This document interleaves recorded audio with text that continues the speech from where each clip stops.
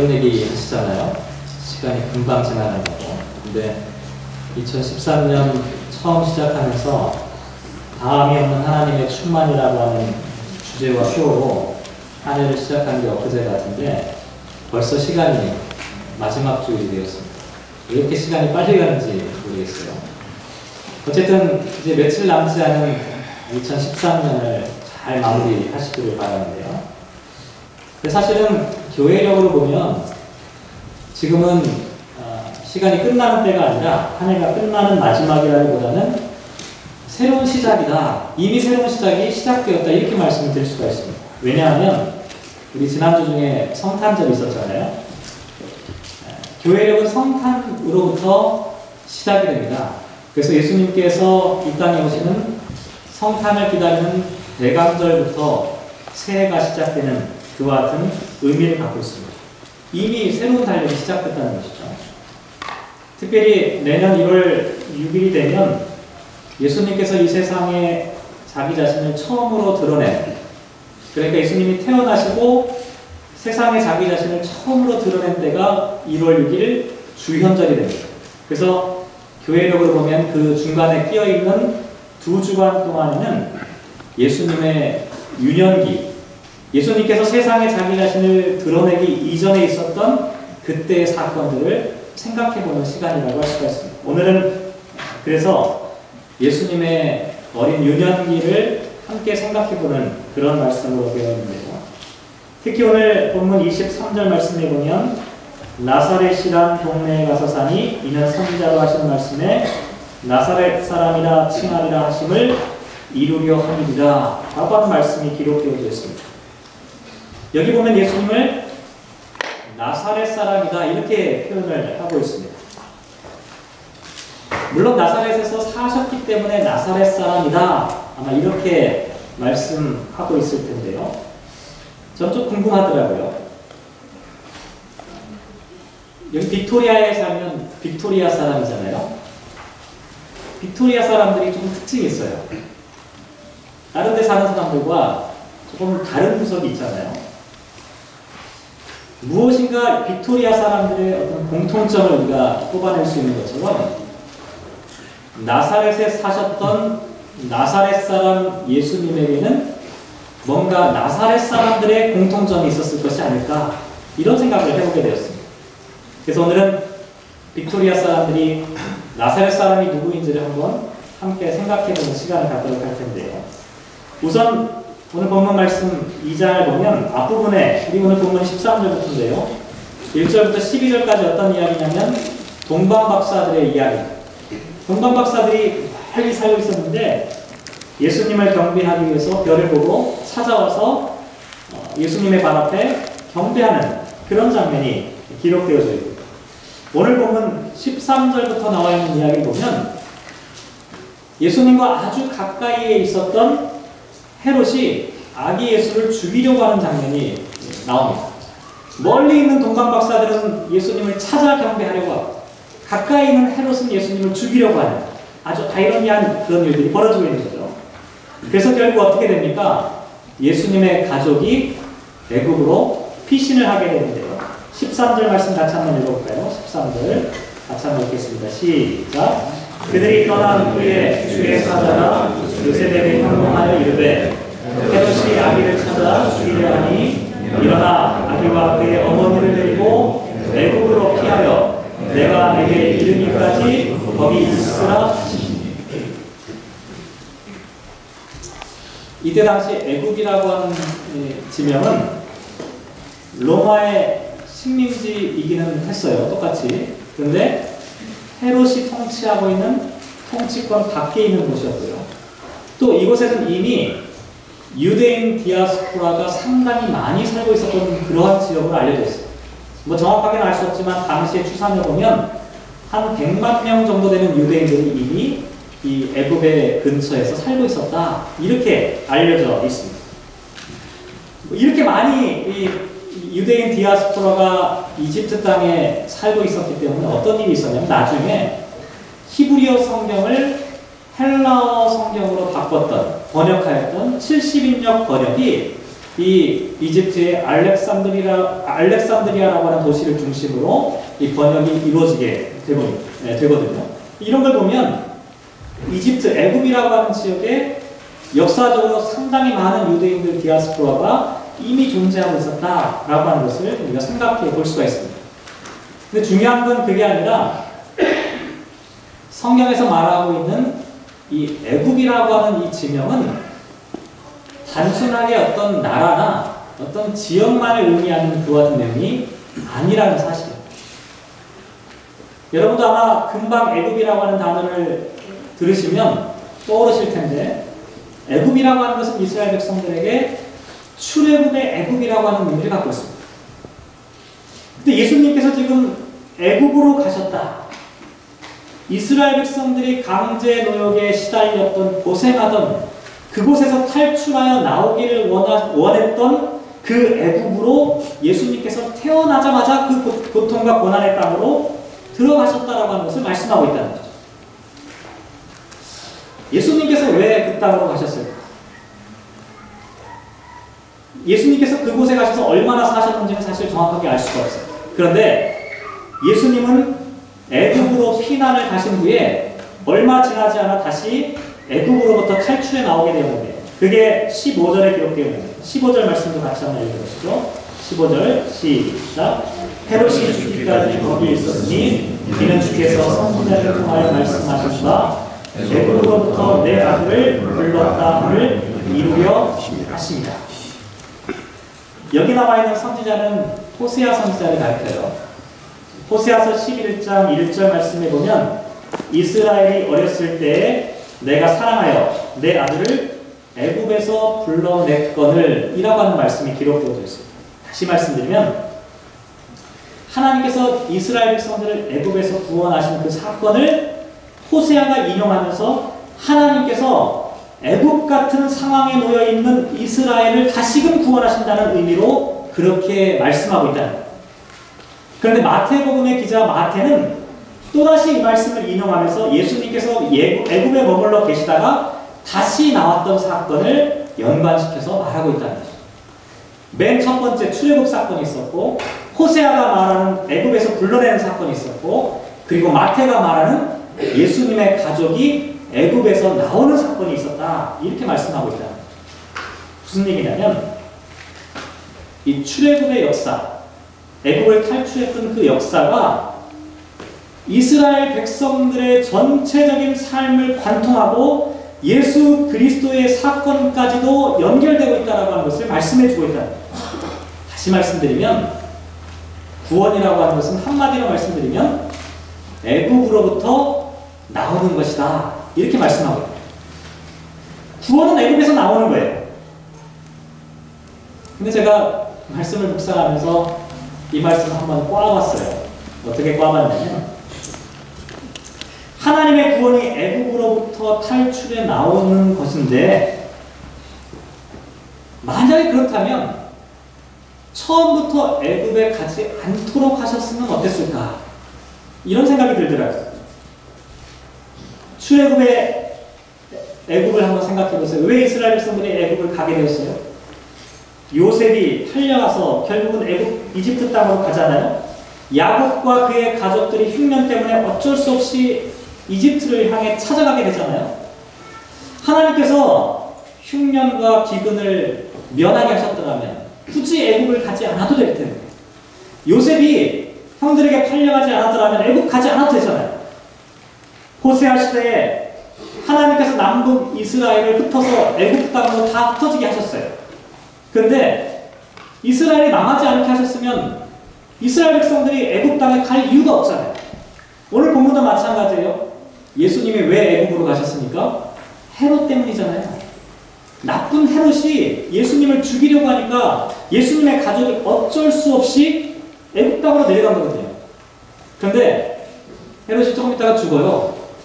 창자가 썩는 이 끔찍한 질병에 걸려가지고 죽게 되는데 아니 이왕 죽을 거 조금 일찍 죽게 하셨으면 애굽 땅에 안 가도 되는데 그러면 하나님께서 요셉을 통해서 예수님의 가족을 애굽 땅에서 나오도록 하는 그와 같은 일들이 애초부터 생겨나지 않았을 텐데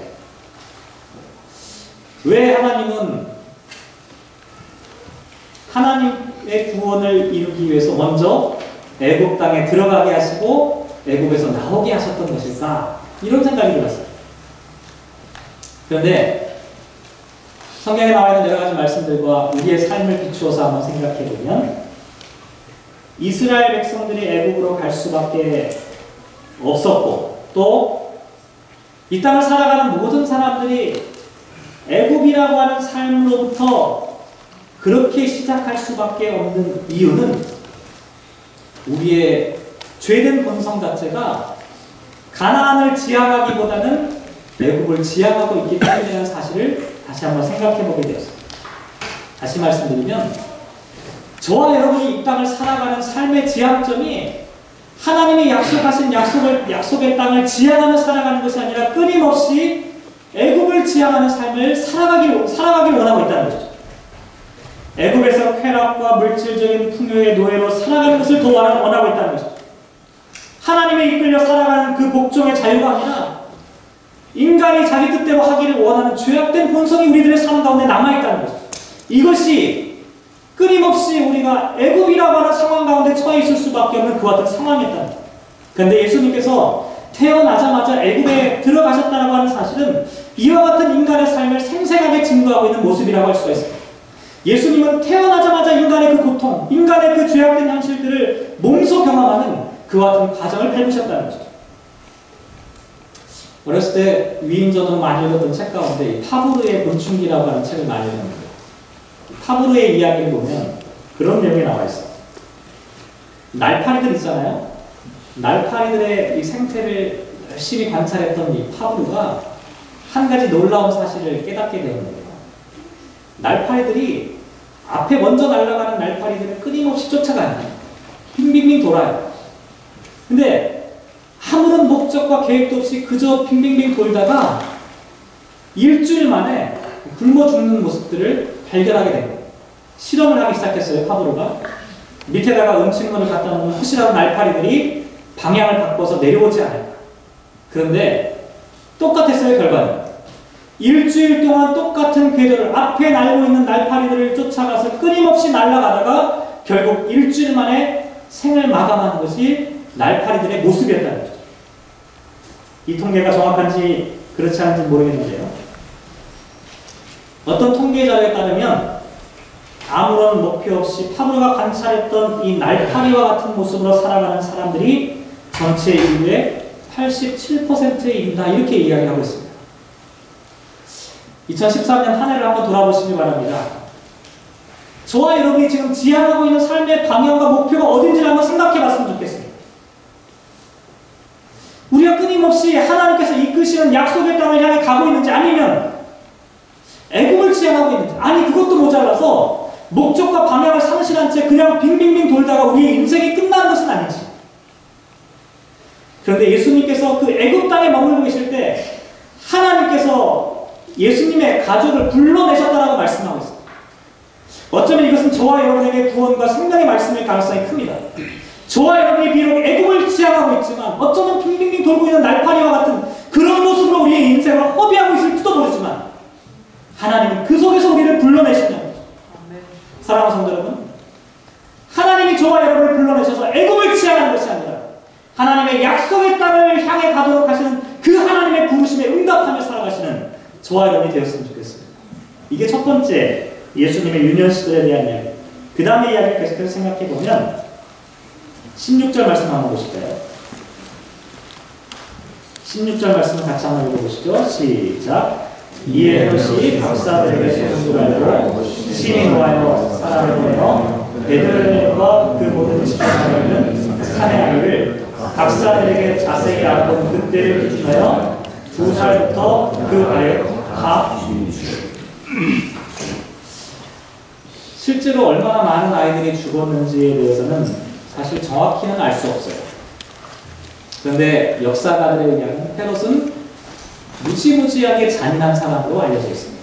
얼마나 잔인했냐면 그 마크로비우스라고 하는 사람이 쓴 축제라고 하는 책이 있는데 그 책을 보면 이때 당시의 상황을 이렇게 얘기해요.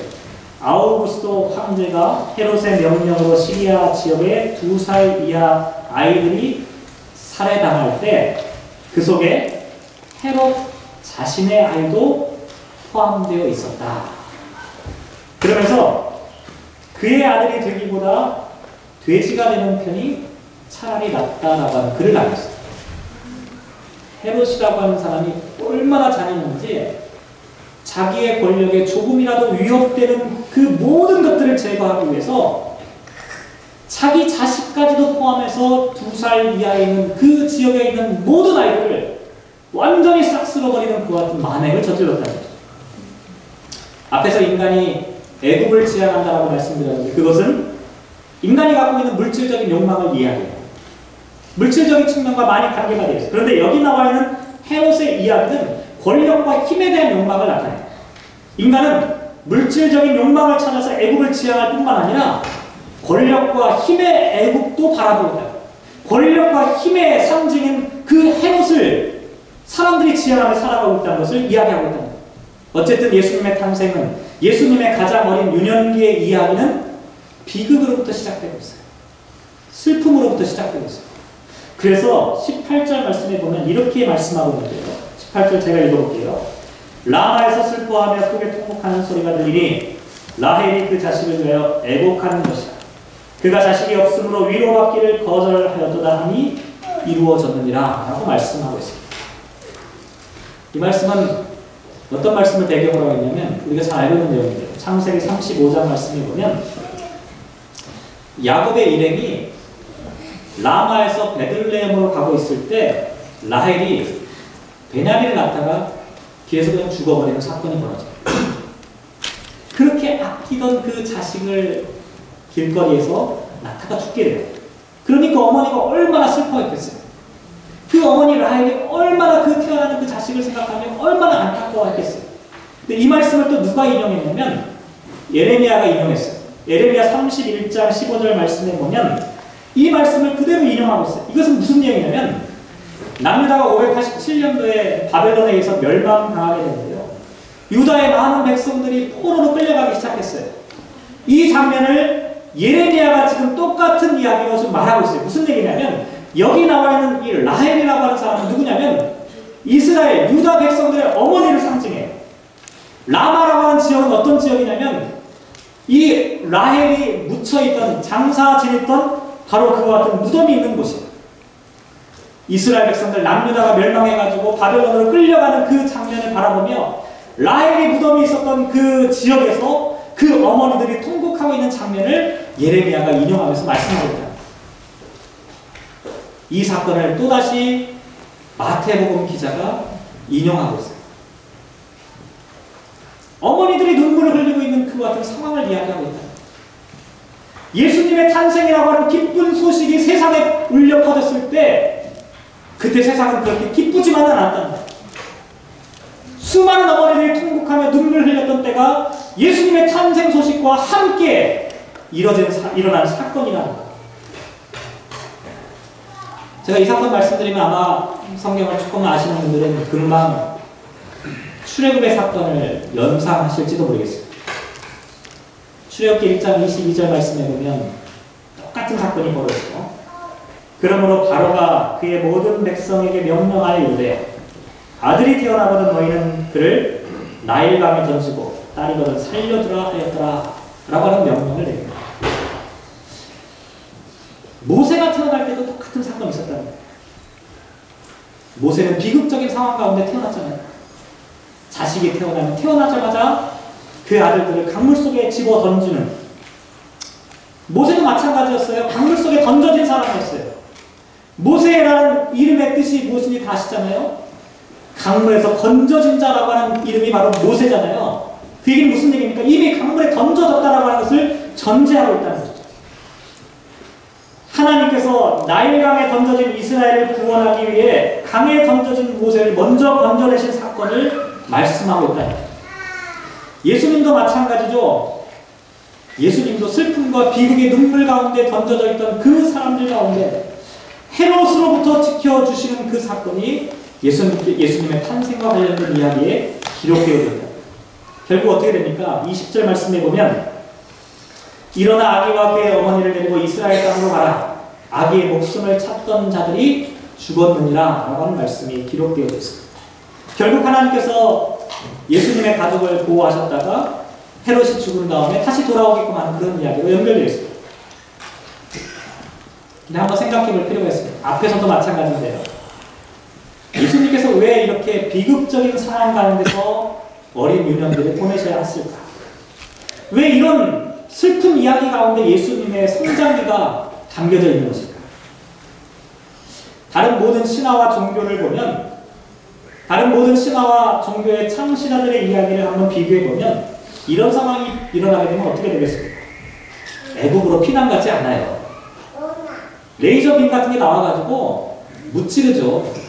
놀라운 능력으로 헤롯을 물리쳤다는 이야기를 아마 기록했을지도 모르겠습니다. 근데 성경은 그렇게 기록하고 있지 않습니다. 성경은 하나님의 아들이 이 땅에 태어나시는 그 순간부터 고난당하고 있다라고 하는 사실을 지금 말씀하고 있다는 것이죠. 철저하게 인간으로 오셨을 뿐만 아니라 철저하게 인간의 깊은 고난과 고통 가운데로 예수님께서 유년기를 보내고 있다라고 하는 것을 말씀하고 있다. 지독한 성육신의 비밀이 여기에 담겨져 있습니다. 인간의 몸을 입고 이 땅에 오신 예수님께서 인간의 고통과 아픔을 고스란히 간직하고 계시고 그러면서 우리를 위로하고 구원하신다는 그 메시지가 예수님의 유년기의 철저한 그 고통에 담겨있는 그와 같은 내용이라고 하는 것입니다. 예수님의 구원의 소식은 저 멀리 피안의 세계에서 우리와 아무런 상관이 없는 그 세상에서 우리를 향해 그래 내가 너희를 구원하겠다라고 하는 그런 메시지가 아니라는 것이죠. 사람들이 눈물 흘리고 있는 그 눈물의 현장 가운데 예수님이 계셨다는 거죠. 사람들이 벼러지는 그 같은 세상 가운데 예수님이 그곳에 함께 계셨다는 거죠. 예수님은 그와 같은 슬픔과 비극 속에서 성장하셨다는 거죠. 말씀을 묵상하면 그런 생각이 들었어요. 혹시라도 2013년을 보내시면서 힘들었던 기억이 있는 분들 계십니까? 고통스러웠던 시간을 보내셨던 분들 혹시 계십니까? 눈물 많이 흘렸던 그 같은 아픔이 있는 분들 계신가요? 저는 이 말씀을 함께 묵상했으면 좋겠습니다. 예수님이 그 눈물 가운데 성장하셨다는 거죠. 그 아픔 가운데, 그 역사의 현장 가운데 예수님이 계셨다는 거죠. 저와 여러분이 눈물을 흘릴 때 예수님이 함께 울고 계셨다는 거죠. 예수님의 생애가 그렇게 시작되고 있다는 것을 우리에게 말씀해 주고 있습니다. 어쨌든 이렇게 해서 헤롯이라고 하는 사람이 죽게 되었는데 그 후에 예수님의 가족은 어떻게 됐습니까? 다시 이스라엘로 돌아올 수 있게 되었죠. 그런데 문제는 뭐냐면 헤롯이 죽었는데 헤롯보다 더 나쁜 사람이 헤롯의 뒤를 잇게 된 거죠. 그게 누구냐면 오늘 본문에 나와 있는 아켈라오라고 하는 헤롯의 자식인데 아켈라오가 유대를 통치하고 있었어요. 그래서 베들레헴 땅 자기 고향으로 돌아갈 수가 없게 되었죠. 결국 어디로 갔습니까? 나사렛으로 가게 되었죠. 그게 오늘 23절 아까도 말씀드렸듯이 예수님께서 나사렛 동네에서 살게 되신 이유이고 나사렛 사람이라 칭하게 되었다 이렇게 말씀하고 있는 내용입니다. 여기서 예수님을 나사렛 사람이다 라고 말하고 있는 것을 한번 생각해 볼 필요가 있습니다. 제가 빅토리아 온 지가 2009년 9월 달에 왔으니까 벌써 햇수로 내년이 되면 저도 조금 살았더라고요. 햇수로 되면 6년째가 되는 해가 내년인데요. 뭐 어쨌든 하여간 빅토리아를 쭉 생각해 보면서 여러 가지 생각을 했어요. 근데 오늘 설교를 준비하면서 시대마다 빅토리아에 살았던 사람들은 어떤 사람들이었을까를 한번 생각해 봤어요. 빅토리아에 가장 처음 서양인으로 도착했던 사람이 누구였냐면 제임스 쿡이라고 하는 사람. 쿡 스트리트가 생긴 이유가 제임스 쿡이라고 하는 사람 때문에 생겼다고 얘기를 하더라고요. 1778년에 밴쿠버 아일랜드의 서해안을 처음으로 도착을 하게 되었는데 근데 사실 이 사람은 처음이 아니었죠. 이미 그 땅에 누가 살고 있었습니까? 원주민들이 살고 있었잖아요. 퍼스트 네이션들이 다 살고 있었어요. 와서 보니까 여기 살고 있는 사람들의 모습을 보게 돼요. 여기 살고 있는 사람들은 어떻게 살고 있었습니까? 가장 처음 빅토리아에 살고 있던 사람들은 자연과 함께 더불어 사는 사람들이었어요. 원주민들은 환경과 자연과 생태계의 질서의 흐름에 따라서 살아가는 그런 사람들이었어요. 제가 생각하기에 빅토리아에 살았던 빅토리안들은 가장 처음에 자연과 이 생태계와 이 환경과 어울려 살아갔던 그런 사람들이었을 거예요. 근데 그 이후에 쿡이 온 이후에 점점 어떤 일이 벌어지냐면 개발되기 시작해요. 그러면서 또 그 다음에 유명한 사람이 등장하는데요. 더글라스 길 있잖아요. 그 더글라스 길도 제임스 더글라스의 이름을 따서 이름을 지은 거더라고요. 이 제임스 더글라스라고 하는 사람이 유명한 허드슨베이의 무역회사를 이곳에 세우기 시작하죠. 그러면서 처음으로 빅토리아 여왕의 이름을 따서 포트 빅토리아라고 하는 이름을 여기에 짓기 시작했어요. 그러면서 빅토리아라고 하는 이름이 처음 생겨나기 시작했는 거예요. 이때 금과 또 여러 가지 이 광산을 개발하는 일들이 막 일어나기 시작하면서 수많은 사람들이 이곳에 밀려들기 시작했다고 해요. 그때 빅토리아에 살았던 사람들은 제가 볼 때는 개척자들이었던 것 같아요. 수많은 사람들이 여기에 밀물듯이 들어왔어요. 밴쿠버는 비교도 안 된대. 빅토리아가 경제의 중심지가 되었다. 이렇게 이야기하고 있어요. 그런데 20세기로 넘어가기 시작하면서 빅토리아보다는 이제 밴쿠버가 경제적인 중심지로 바뀌기 시작하죠. 그런데 대신 이 빅토리아에는 주 정부와 또 은퇴자들과 또 여러 관광지가 개발되기 시작하면서 조금 바뀌어나가기 시작했어요. 그 전까지는 개척자들이 뭔가 투지와 야망을 갖고 있는 사람들이 중심으로 살고 있었다면 이제는 은퇴한 사람들이 아니면 아이들을 자녀를 교육하는 그런 교육과 관광의 도시로 점점 바뀌어나가고 있다는 겁니다. 아마 그 끝자락에 저와 여러분이 아마 살고 있는 거예요. 그래서 아마 이곳에 살고 있는 사람들은 삶의 여유와 삶의 질을 생각하는 사람들, 그리고 아이들이 편안하고 안전한 곳에서 공부할 수 있도록 하기 위해서 아마도 이곳에 살고 있는 것이 아닐까. 생각해보니까 시대마다 빅토리아에 살았던 사람들의 모습이 조금씩 다르더라고요. 그런데 빅토리아라고 하면 특징적으로 연상되는 게 제가 생각할 때 코리안 빅토리안들은 조금 다른 것 같아요. 제가 혼자 한번 생각해 봤어요. 한국인 빅토리안들은 과연 어떤 특징이 있을까? 제 생각이니까 뭐 너무 심각하게 생각하지 마시고, 기후가 여기 자주 바뀌잖아요. 아침 저녁으로 바뀌어요. 빅토리안들은 좀 변덕이 심해요. 제가 생각할 때. 또 대부분의 섬이 그런데요. 남자들보다 여자들이 더 세요. 더 생활력이 강해요. 그래서 빅토리아는 주도권이 남자에게 있지 않고 여자들에게 있는 것 같아요. 남자들은 좀 많이 여성화되어 있어서 수다가 좀 많아요. 남성들의 수다. 제가 빅토리아에서만 경험한 그런 모습이었어요. 또 빅토리아는 가족이 함께 있지 않으면 참 견디기 어려운 곳이에요. 제가 볼 때는 그런 것 같아요. 가족이 함께 여기서 살지 않으면 참 이 공동체 가운데 살아내기가 참 어렵겠더라고요.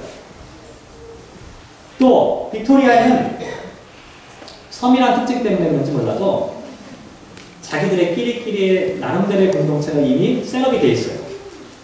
새로 들어온, 한번 생각해보세요. 섬에서 어떤 사람이 새로 들어가면 그 사람 잘 끼어들기 어려워요. 외부인 처음에 들어와서 적응하는데 많은 시간을 걸릴 수밖에 없는 곳이 이곳이라는 거죠.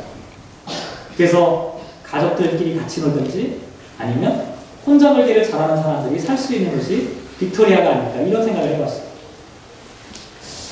빅토리아라고 하면 밴쿠버와 다른 뭔가 특징이 있어요. 여기 살아가는 사람들의 뭔가 특징이 있다는 거예요. 수렵과 채취를 좋아하고 여기서 나름대로 살아가는 법을 터득한 사람들이 살고 있다는 것이죠.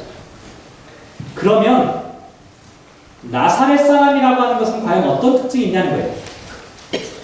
왜 하필, 물론 나사렛이라고 하는 지역이 중요하겠지만 예수님을 향해 나사렛 사람이라고 얘기했던 그 특징과 의미를 한번 찾아보랍니다.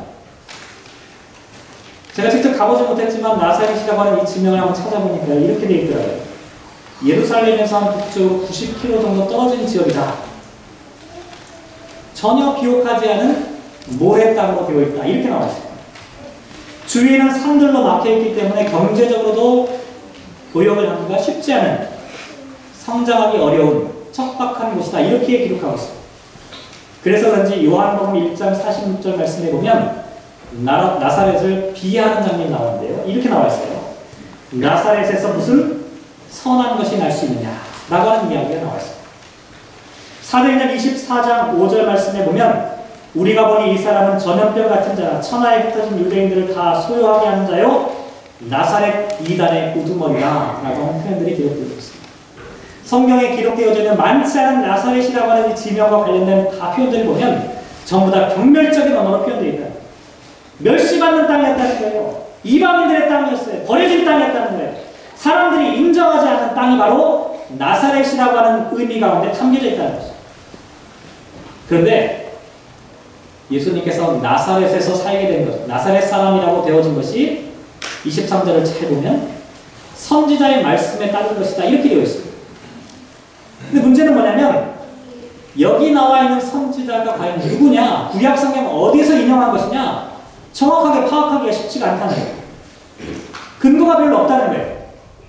몇 가지 사람들이 추정을 하고 있을 따름인데, 먼저 나사렛이라고 하는 이 단어 자체가 넷제르라고 하는 단어와 비슷하다 이렇게 얘기하는 학자들이 있었어요. 넷제르라고 하는 것이 과연 뭐냐면 어린 싹을 얘기합니다. 이사야서 11장 1절 말씀에 보면 이새의 줄기에서 나온 한 싹을 얘기할 때 넷제르라고 하는 단어를 쓰는데요. 이 넷제르라고 하는 이 단어와 나사렛이라고 하는 단어가 연관이 있다라고 주장하는 학자들이 있어요. 또 이런 학자들도 있었어요. 여기서 선지자가 예언한 나사렛이라고 하는 것은 지역이 아니라 나사렛이라고 하는 말 자체가 멸시와 천대를 받는 곳이기 때문에 예수님께서 구약에 있는 많은 예언자들에 의해서 멸시와 천대를 받는 땅에서 태어나셨다라고 하는 것을, 그리고 성장하신다는 것을 나타낸다 이렇게 설명하는 학자들도 있었어요. 그런데 제가 주목했던 건 뭐였냐면 나사렛이라고 하는 이 지명을 민수기 6장 2절에 나와 있는 나시르이라고 하는 단어와 연결시키는 해석이었어요. 민수기 6장 2절 말씀에 보면 이런 말씀이 나와 있는데 이스라엘 자손에게 전하여 그들에게 이르라 남자나 여자가 특별한 서원 곧 나시린의 서원을 하고 자기 몸을 구별하여 여호와께 드리려고 하면 이라고 하는 말씀이 기록되어 있습니다. 나시린이라고 할 때 그 나실과 나사렛이라고 하는 이 나사렛 지명이 같은 어근으로 구성되어 있다는 사실이었어요. 무슨 얘기냐면 예수님께서 나사렛에서 나사렛 사람으로 사셨다라고 하는 것은 단순하게 지명과 관련된 의미만이 아니었다는 것이죠. 예수님은 나사렛이라고 하는 지극히 천대받는 땅, 멸시받는 땅에서 살아가셨어요. 그런데 나사렛 사람으로 사셨다는 거예요. 그곳에서 예수님은 나사렛 사람으로 희망이 없는 절망의 땅 가운데, 멸시받는 그 땅 가운데 예수님은 희망의 싹으로 사셨다는 거예요. 예수님은 그곳에서 구별된 사람으로 나시린으로 살았다고 하는 것을 말씀하고 있다는 것이죠. 앞에서도 말씀드렸지만 사실 우리가 어디에 사느냐는 크게 중요하지 않습니다. 빅토리아에 살든지 밴쿠버에 살든지 한국에 살든지. 빅토리아는 아무래도 조용한 시골이니까 그런 분위기를 좋아하는 사람들이 살 것이고, 밴쿠버는 도시적인 분위기니까 그런 걸 좋아하시는 분들이 아마 살아가게 마련일 것입니다. 어디가 좋고 어디가 낮고 이런 것은 의미가 없죠. 근데 그리스도인들에게 중요한 건 뭐냐면 어떤 지명에 어떤 위치로 살아가느냐가 아니라 우리가 그곳에서 나사렛 사람으로 불려지고 있느냐라고 하는 사실이 중요하다는 것이죠. 2013년 한 해를 살아가시면서 여러분은 어떤 사람들로 사셨습니까? 여러분은 나사렛 사람으로 사셨습니까? 여러분은 나사렛 사람답게 여러분의 인생을 지금 살아가고 계십니까? 우리에게 필요한 문제, 우리에게 필요한 질문은 바로 여기에 있다는 것이죠. 예수님은 고난과 고통의 시간을 태어나자마자 경험하셨어요. 사람들이 전부 다 애굽을 지향하고 있을 때, 애굽을 향해 달려가고 있을 때 하나님께서 예수님을 애굽 땅에서 불러내셨어요. 하나님의 약속의 땅으로 나아가도록 예수님을 불러내셨다는 것이죠. 믿음의 사람들이 살아가는 방식은 바로 이와 같은 거예요. 하나님의 불러내심, 하나님의 인도하심을 듣고 그 땅을 향해 나아가는 삶이라는 것이죠. 예수님은 고난과 눈물 속에서 살아가셨어요. 어린 유년의 시대에 눈물 젖은 그 빵을 먹으며 고통과 슬픔 가운데 사셨다는 것이죠. 하나님께서 그 고난과 슬픔 가운데 예수님을 살도록 하셨어요. 근데 그것만이 아니라 하나님이 정한 때까지 그 시간을 견고되도록 하셨다는 것이죠. 혹시 이 땅을 살아가며 힘들고 고난 가운데 계신 분 있습니까? 하나님께서 우리를 불러내시는 그때가 있을 때까지 그 고난의 땅을, 고난의 시간을 견뎌낼 때가 있다는 거예요. 예수님이 견뎌내셨던 그 시간처럼. 그렇지만 예수님께서는 그곳에서 여전히 나사렛 사람으로 사셨다는 것을 우리에게 말씀하고 있다는 거죠. 2013년 한 해를 마감하고 또 새로운 한 해를 준비한 저와 여러분, 어떻게 살아가야 하겠습니까? 간절히 말하기는 저와 여러분이 빅토리아에 살아가고 있는 나사렛 사람들이 되었으면 좋겠습니다. 이곳에서 여전히 세상을 향해 희망을 보여줄 수 있는 사람들, 이곳에서 여전히 세상을 향해 하나님의 거룩하신 구별됨을 세상 각 사람들에게 증거할 수 있는 그 나사렛 사람으로 살아가시기를 주님의 이름으로 기원합니다. 기도하겠습니다.